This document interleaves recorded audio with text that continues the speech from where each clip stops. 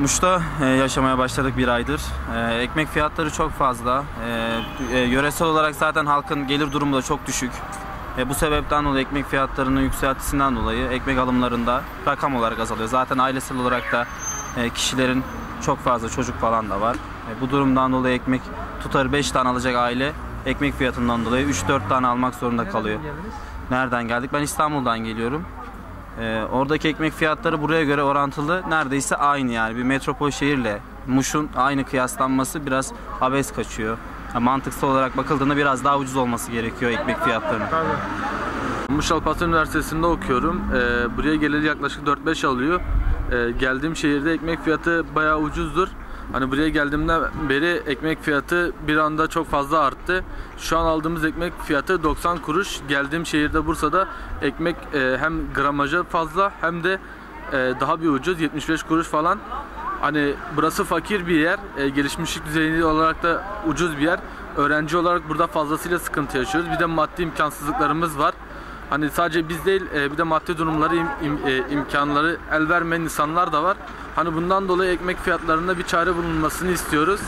Hani gerekenin yapılmasını isteriz tabii. Biz bulamıyor.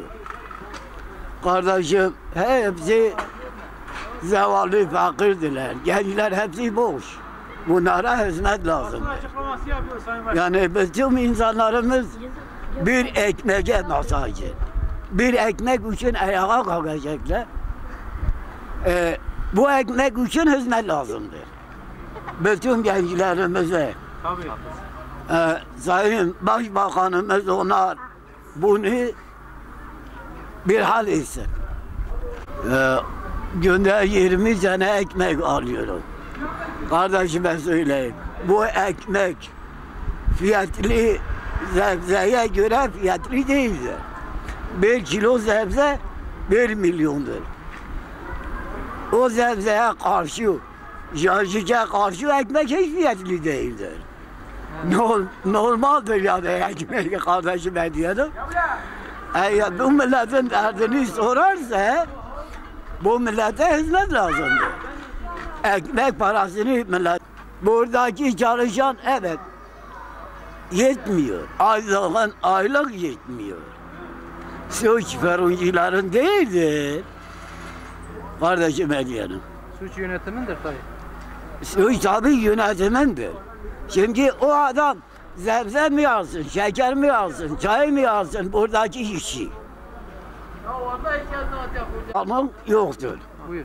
Bütün milletimiz. Ekmek fiyatları niye yükseldi? Ha?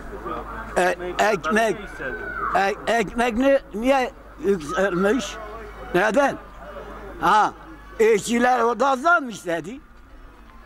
Zam isteyenler adam zararına sazamaz. O zaman fırını kapatsın, siz ne yapacaksınız? Aç kalacaksınız değil mi? Aç kalıyorsunuz. Yani Yazan tarafa bak, onları çekme. Beni çekme. Çeksin. Baş üstüne sendeyiz.